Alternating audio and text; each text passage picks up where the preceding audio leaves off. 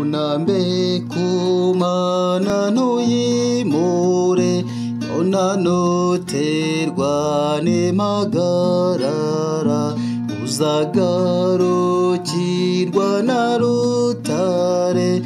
Iyo tugoswe n'ibyaha, dukomerera kuri Kristo rutare, niwe rutare twisunga.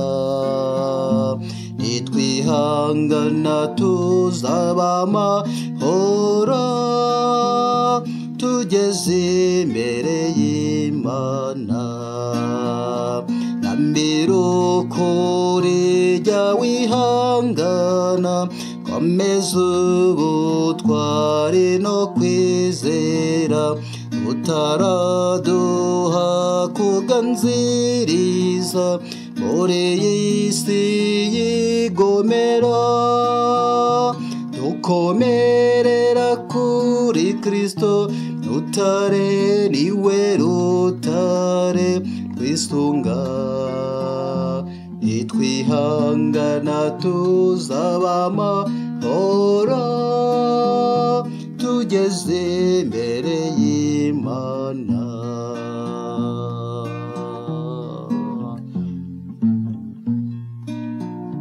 Nambira ukuri birakwiriye, we kurambirwa uzagororerwa, rutare niwe uduha amahoro, tumaze gutsinda ibyago. Dukomerera kuri Kristo rutare, niwe rutare twisunga. Nitwihangana tuzaba amahoro, tugeze imbere